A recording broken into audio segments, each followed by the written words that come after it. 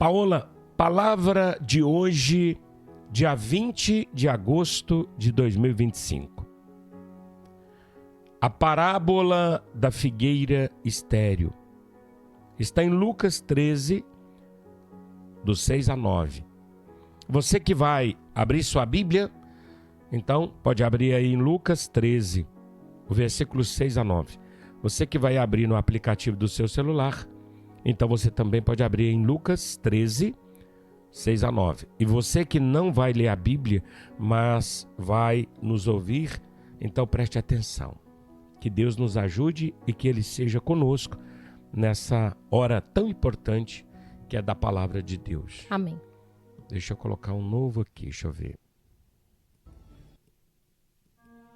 Aqui.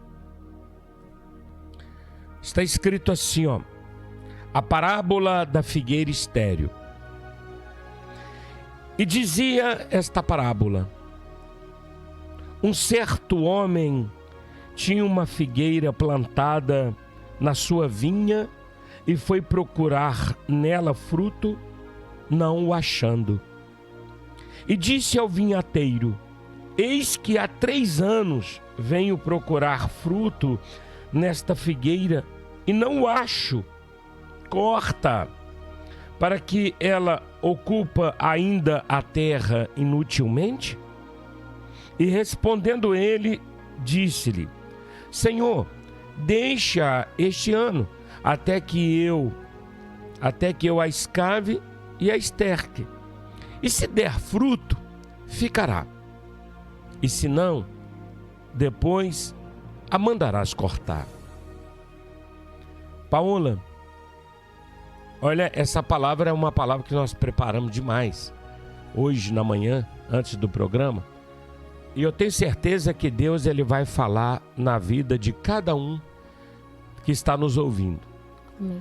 Paola, aqui a palavra, Jesus contando essa parábola, ele diz que havia um homem que ele tinha uma vinha, uma plantação de uva muito grande. E no meio da plantação da vinha de uvas, foi plantado um pé de figueira. Talvez foi o próprio dono, ou ela nasceu ali. E a Bíblia diz que o dono da vinha, ele foi por 3 anos procurar fruto na figueira. Ou seja, a vinha dele produzia muita uva. Mas ele foi lá na figueira que estava no meio da vinha. No primeiro ano não encontrou nada. No segundo ano também não encontrou absolutamente nada. No terceiro ano também não, sem fruto nenhum. E ele pensou assim: mas por que ela ainda ocupa aqui terra inutilmente? Eu posso mandar tirar ela e no lugar dela plantar um pé de uva que vai produzir. E ela até agora não produziu. Aí ele chamou o vinhateiro, ou seja, o responsável que cuidava dos funcionários da vinha. Ele chama ele e disse assim: por que essa figueira ainda produz está aqui inutilmente? Eu vim aqui por 3 anos e nada encontrei. Então, pode arrancar. Aí o vinhateiro olhou para ele e disse assim: Senhor, permita que ela fique mais 1 ano. E eu vou escavar em volta dela, vou colocar adubo, esterco, vou molhar. Se ela produzir frutos, aí ela fica aí. O Senhor vai encontrar, o Senhor vai se deliciar com os frutos. Mas se ela então não produzir, então o Senhor pode mandar arrancar. Ô Paola, quando eu comecei na manhã de hoje lendo essa palavra, e comecei a pensar e disse: quando a Paola chegar, né, você chegou bem mais cedo, nós vamos falar sobre isso e depois trazer essa palavra para os ouvintes. Paola, a primeira coisa que vem no meu coração é que Jesus Cristo, quando ele inicia o ministério dele, exatamente de 30 aos 33, ele fica 3 anos. Ele fica 3 anos pregando em Israel, abençoando, curando, libertando, transformando. E quando você olha para o Evangelho, você vê João lá pregando antes de Jesus começar o ministério: arrependei-vos, que é chegado a vós o reino. Aí você vê Jesus falando, arrepende, porque o reino já está em vós, já está convosco. E Jesus então ele faz tantas maravilhas em Israel, e o que ele esperava de Israel, que Israel fosse aquela figueira que produzisse fruto, ou frutos. Quais? Os frutos, o fruto do arrependimento e o fruto da fé. Porque sem esses dois frutos, que é o fruto do arrependimento, e sem o fruto que é de crer nele, e se nós não crermos nele, nós não nos arrependeremos, e sem arrependimento tem como a gente crer. Então ele queria que Israel se arrependesse e cresce que ele é o Messias. E isso não aconteceu, né, Paola? Justamente, né, pastor, no lugar que foi quase que o berço, né, onde Jesus ele cresceu, onde ele pregou desde que ele, né, ele veio a esse mundo, ele começou, né, porque antes dos 30 ele já, né, fazia a vontade de Deus. E Israel, lugar onde Deus ama muito aquele lugar. Povo escolhido um povo dele. escolhido. Você vê que o próprio Jesus fala assim, eu vim para os meus e os meus não me receberam. Então, com certeza, Jesus, ele sabia, mas ao mesmo tempo, ele pregava e ele, muitas vezes ele pensava, mas por que essas pessoas, elas não me aceitam? Muitas das vezes, pastor, trazendo assim para a nossa vida, quando nós começamos a nossa caminhada com Deus, quando nós chegamos à presença de Deus, a primeira coisa que Deus ele faz é nos receber, né? Ele na palavra fala, né? Vinde como estás, né? Que ele vai nos acolher, ele nos acolhe, mas ele não quer que a gente permaneça da mesma forma. Verdade. Ele ama o pecador, mas ele não ama o pecado. Verdade. E quando nós estávamos conversando sobre a questão que é o cerne, né, dessa palavra, que é o arrependimento ele não é só um sentimento de tristeza ou pesar por aquilo que eu fiz, que eu me lembro e me entristeço.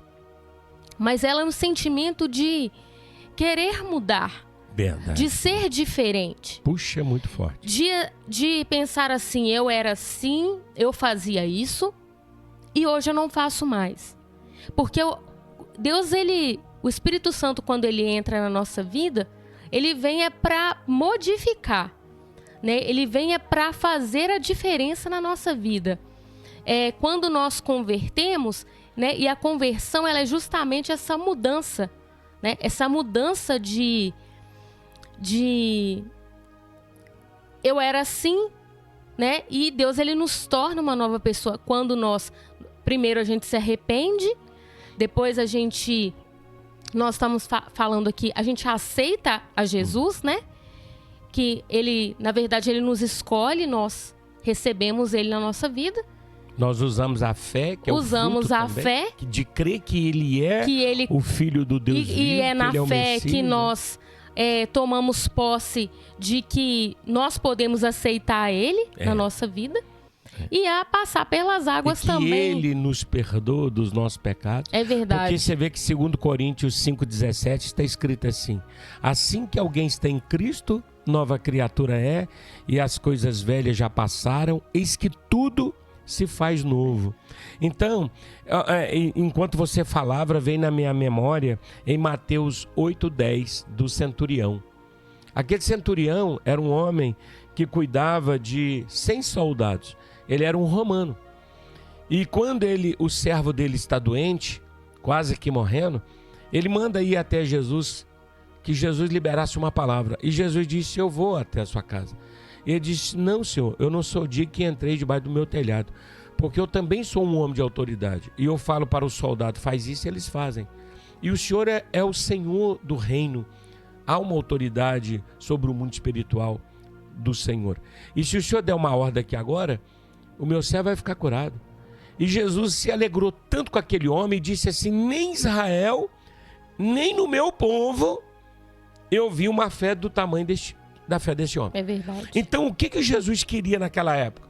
Ele queria que as pessoas, ao ouvir a sua palavra, ao ver os milagres, que eles primeiro acreditassem que ele é o Messias, que ele era o Messias, o prometido, o que veio para salvar, o que veio para mudar a história de uma vez por toda a humanidade e de Israel em primeiro lugar. Só que as pessoas, ao invés de crer nele e de se arrependerem dos seus pecados para viver uma nova vida, né, viver o melhor, ao invés disso, eles não se arrependeram, não creram, pelo contrário, né, preparou tudo para destruir a vida dele, para tirar a vida dele. É verdade. Porque quando, pastor, a gente se arrepende, Deus, ele muda a nossa mente. Ele muda as nossas atitudes, a nossa forma de pensar, de agir, né? A gente se converte, né, a Cristo, a viver uma nova vida com Cristo. E o arrependimento, primeiro a gente crê em Jesus, a gente confessa Ele, né? E pela fé, porque nós não, hoje, né, nós não conseguimos ver a pessoa de Cristo encarnado no nosso meio, mas se nós cremos em Jesus, se nós ouvimos a palavra e cremos na pessoa de Jesus e aceitamos Ele na nossa vida, ali Ele começa a trabalhar na nossa vida, mas é necessário que a gente mude, porque Ele muda a direção. Verdade, né? Aquelas atitudes antigas, aquelas atitudes erradas, porque essa é a grande diferença, né, pastor, de uma pessoa que serve, que é de Deus. É uma grande diferença daqueles que são filhos de Deus, né, que aceitam Ele, para uma diferença daqueles que não servem, que estão no mundo. Porque quem está no mundo, ele não aceitou, ele não acredita, às vezes ele até já ouviu falar em Jesus, na palavra, só que o coração dele não se arrepende. Ele até sabe que muitas vezes as atitudes dele não são atitudes de uma pessoa que vai agradar a Deus, que vai agradar a Cristo, mas ele prefere ficar naquela vida, né?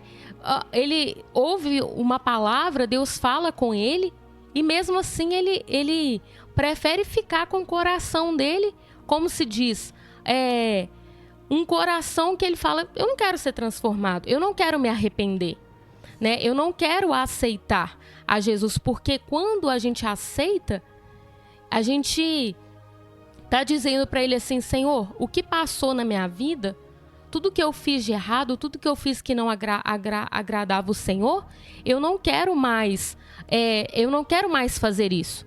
E nós caminhamos com Cristo. E dentro do que você está falando, você vê que ele fala isso para a pecadora, né? Quando ele disse assim para a pecadora, ela diz: o Senhor vai me julgar, Senhor? Ele diz: nem eu, vai, não peques mais. E ela não pecou mais aquele pecado, e ela se transformou em uma primeira missionária do Evangelho de Cristo. Então, isso que você está falando é muito sério. E olha, eu escrevi algo aqui, Paola, que eu acho que é muito interessante. Essa parábola nos ensina, ou essa parábola ensina sobre a paciência e misericórdia, e julgamento de Deus, onde a figueira representa os que não produzem frutos de arrependimento e de fé. Então, ali Jesus contando essa parábola e falando que aquele homem tinha uma vinha, aí quando você olha para isso, a gente entende o quê? Que esse homem é como se ele fosse o próprio Deus, que tem a vinha, ou seja, ele tem ali a humanidade, e no meio da humanidade tem uma figueira, um pé de figueira, que é Israel. Né? Você vê que Israel é chamado de figueira. Sim. Você vê que quando Jesus amaldiçoa aquela figueira, e que quando ele foi na sexta, no sábado e no domingo de Betânia para Jerusalém.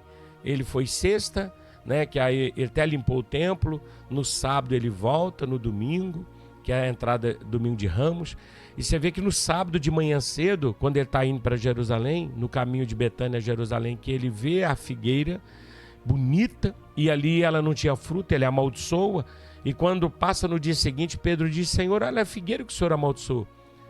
E ela estava completamente seca. Ali ele estava dizendo que aquela figueira era Israel que não produzia fruto, né? Então, trazendo para as nossas vidas, aquele que não produz fruto, esse fruto de arrependimento de verdade, o fruto de fé, de acreditar que quando eu creio no Evangelho, que eu creio em Jesus, quando eu me arrependo, e agora eu vou produzir os frutos, que aí você até citou sabiamente, os frutos do Espírito. É verdade. Porque eles começam a acontecer na nossa vida depois que eu me arrependo dos meus pecados e passo a crer na palavra, no Evangelho de Cristo, né?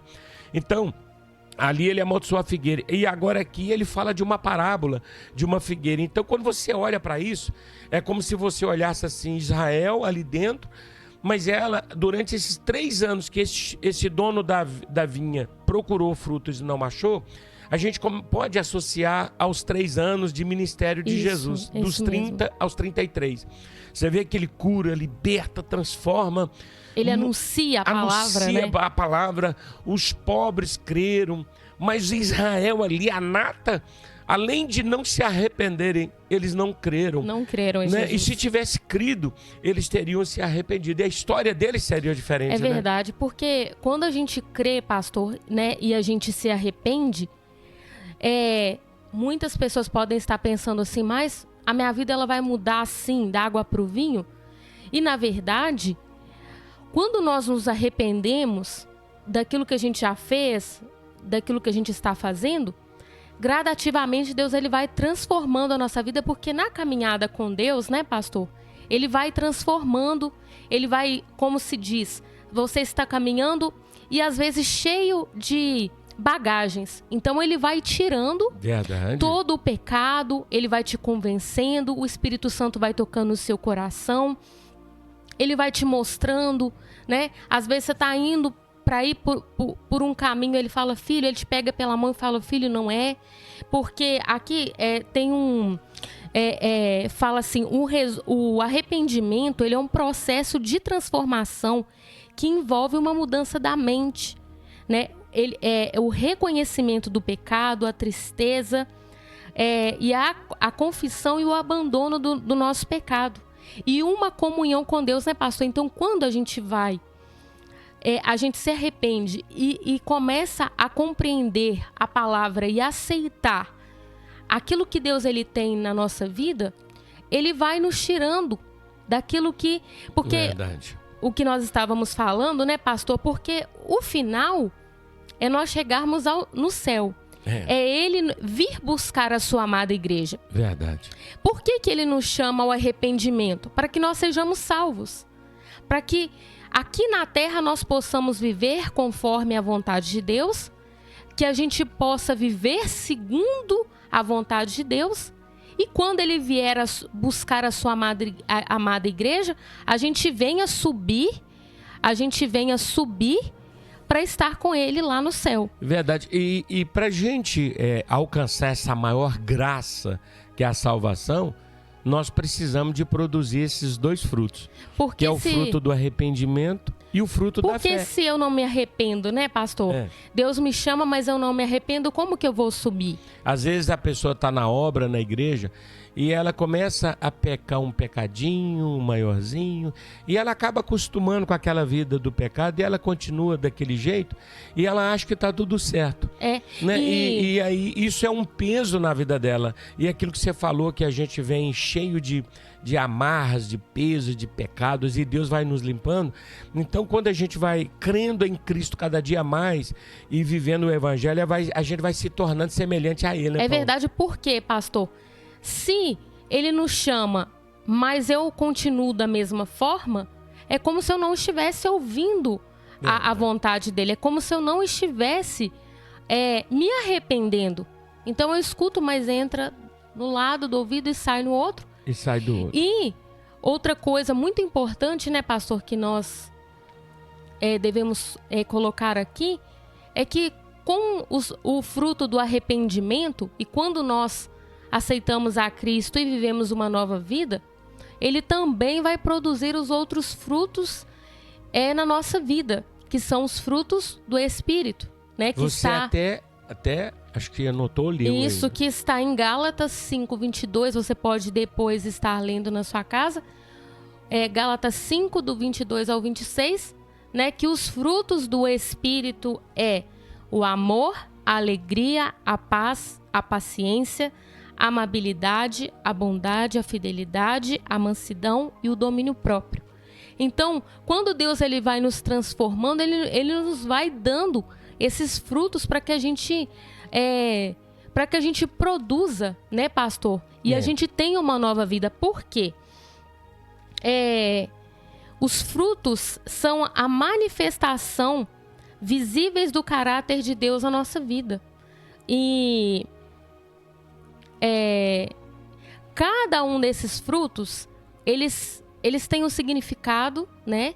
E quando Deus ele acha em nós, né, esses frutos, quando nós produzimos os frutos do Espírito, nós, consequentemente, nos tornamos semelhante a Cristo. Verdade. E olha só, Paola, coisa interessante. A intervenção do vinhateiro simboliza um tempo de cuidado e oportunidade dada por Deus, que se estende ao longo do tempo. Você vê que quando esse vinhateiro foi até o senhor dono da vinha e ele interviu, ele poderia ter falado assim: tá bom, senhor, eu vou mandar tirar agora e no lugar dela a gente planta um pé de uva. Mas você vê que aquele vinhateiro, ele interviu, essa intervenção dele simboliza o cuidado de Deus, de Jesus para conosco, o amor dele para conosco e a oportunidade que Deus nos dá, né? Todos os dias, para a gente entender que somos pecadores e falhos e que a gente tem que se arrepender, que esse é um dos primeiros frutos. E junto desse fruto, o fruto da fé, acreditar na palavra e que eu posso sim mudar minha história e que se eu crer em Jesus e abrir mão de determinadas coisas, ele vai mudar meus caminhos e aí eu vou produzir esses frutos maravilhosos que você acaba de colocar sabiamente e aí eu me tornarei cada dia mais uma pessoa semelhante, né, a Cristo, né? E pastor, e quando isso acontece na nossa vida, automaticamente quem está ao nosso redor também vai abrir o coração para aceitar Jesus, né? Quando nós somos mudados, aqueles que estão ao nosso redor, ele vai ser alcançado e ele vai ver a diferença na nossa vida. Por quê, né, pastor? Se eu sou chamado ao arrependimento, mas eu vivo conforme todo mundo, né, lá no mundo está vivendo, eu não estou sendo como... O meu testemunho, né? Ao invés de produzir novos frutos, pelo contrário, ele vai produzir decepção. É verdade. A pessoa vai falar assim: mas essa pessoa está na igreja e continua igual, então eu não preciso de igreja, eu posso continuar aqui. É verdade. Olha só para você ver, Paola, mais um detalhe aqui. A mensagem central é que, embora Deus seja paciente, é preciso uma resposta de mudança e frutificação antes que o tempo de julgamento chegue. Vou ler de novo, Paulo. A mensagem central é que, embora Deus seja paciente, é preciso uma resposta de mudança e frutificação antes que o tempo do julgamento chegue. Porque Jesus também estava usando essa parábola para dizer: olha, o tempo vai ser dado. Eu vou vir, vou procurar, eu venho de novo para ver se você mudou, se a palavra está entrando no seu coração. E se você não aceitar isso, essa mudança, e se você continuar da forma que está, e esconder debaixo do tapete aquilo que você tem que arrancar fora, quando chegar o tempo do julgamento, você, figueira, vai ser arrancado. Então, produza agora os frutos, que é o fruto do arrependimento, o fruto da fé, esses frutos todos aí que você coloca, de Gálatas, o fruto do amor, o fruto de uma nova transformação, mudança, né? De frutificação, que eu vou produzir mesmo. Porque em Cristo Jesus, ele falou que nós somos, ele é a videira e nós somos os galhos, os ramos. Todo ramo que nele está e produz, ele limpa para que dê mais. Mas todo ramo que não produz, ele corta. É verdade. Olha para você ver. Então, quando ele usa essas duas coisas e mais coisas, mostrando que nós temos que produzir esses frutos. Olha outra coisa. O arrependimento é uma mudança. Como você colocou muito bem, o arrependimento é uma mudança. E quando nós nos arrependemos dos nossos pecados, significa que algo começa a mudar em nossa vida, né, Paola? E é tão assim, real, pastor, que quando nós decidimos mudar, nos arrepender, não precisa, a gente escuta a palavra e Deus ele fala com a gente tremendamente. E o Espírito Santo, ele começa a trabalhar no nosso coração. Verdade. Né? Ele começa a trabalhar na sua mente. Ele próprio vai te convencer daquilo que é bom, daquilo que não é, daquilo que você pode, daquilo que você não pode. E é real, pastor. Verdade. Deus, o Espírito Santo, ele faz isso na nossa vida. O tempo todo. Né? Porque quando ele nos direciona, quando a gente se arrepende, a gente está dizendo para ele assim, Deus, me conduz a partir de agora. Né? Eu preciso de mudar, então ele vai transformando a nossa vida. A obra é ele que vai realizando. Verdade, Paulo. E a palavra fala, né, pastor, que ele vai aperfeiçoar até o dia de Cristo, que Cristo vai vir nos buscar. Então, o arrependimento, ele é algo que, às vezes, assim, a gente já pensa assim, nossa, mas eu vou me arrepender, eu não vou mais poder fazer o que eu fazia, né? Às vezes fica com aquele pesar e pensa assim, não, eu vou viver aqui conforme a palavra e vou viver também conforme eu quero. Mas quando você se arrepende de verdade, não com, nossa, eu fiz isso e agora eu tô... Simplesmente um arrependimento mental. Passageiro, né? Tipo assim, puxa, eu errei, não devia ter feito isso. Mas bora lá. E continua a mesma coisa... Aí, né? Nada vai mudar. Porque o arrependimento é aquele sentimento de olhar para trás e falar, Deus, agora o que passou, passou.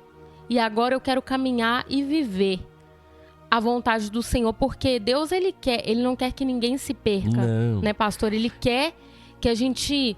a cada dia seja mais transformado pela renovação da palavra. Afinal de contas, foi para isso que ele sofreu na cruz e morreu, né, Paulo? Pagou um preço altíssimo por nós. Verdade. Para que a gente fosse livre, para que a gente tivesse essa oportunidade, essa chance, né, pastor? E justamente o livramento do pecado que nos leva para o inferno, né? Então, olha só, a pessoa só consegue mudar mediante o arrependimento.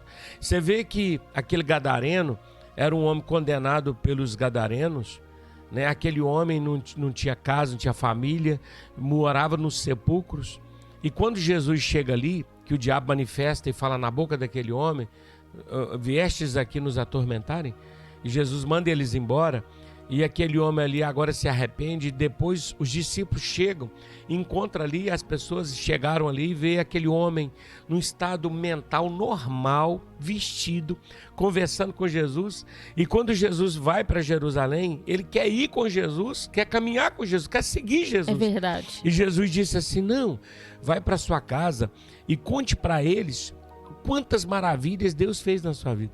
Então, olha para você ver, vai para sua casa e conte para eles. Ganha eles para o reino, porque eles vão ver em você uma mudança. Então, quando eu me arrependo de verdade e passo a ser uma figueira que vai produzir os frutos, que são os frutos do arrependimento, esses frutos que você coloca muito bem, e começa a mudar de verdade, na minha casa eu vou ganhar eles sem falar nada. É verdade. Eu vou ganhar com as minhas com os meus testemunhos, as pessoas, e sem contar que eu estarei pronto para ser salvo. É verdade. E não ser condenado no tempo do julgamento, né, Paulo? É ser diferente, né, pastor?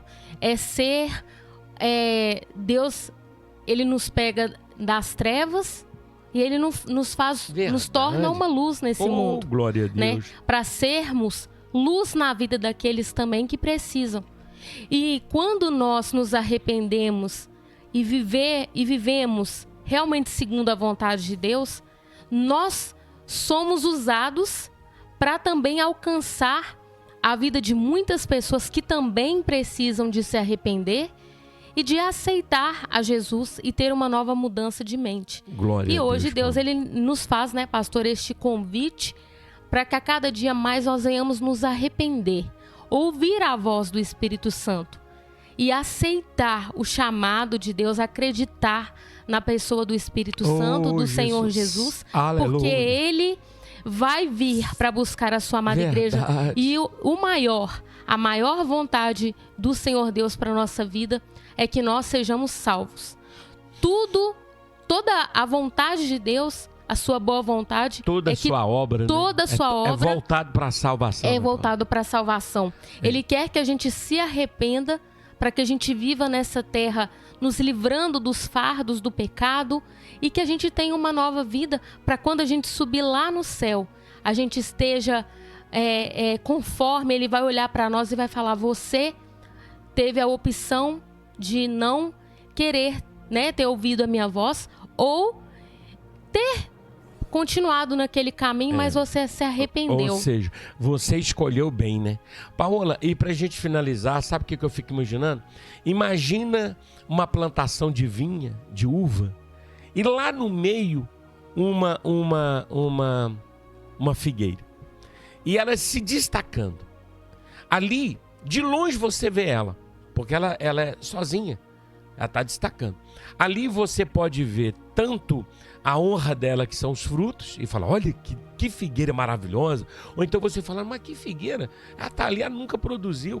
Tanto para o bem como para o mal. E nós somos as figueiras do Senhor. É verdade. E os nossos frutos é que nos faz brilhar diante do Senhor e que as pessoas olham e falam assim: ali é um crente. É verdade. Do Senhor. É a diferença, né, pastor, daquele que serve, daquele que não serve. Verdade. Né? E quando a gente não produz, a pessoa também olha e fala assim: mas que crente ali nunca muda, né? E o pastor, e quanta alegria nós damos a Deus, né? Verdade. Imagina quanto Deus alegra quando Ele nos chama.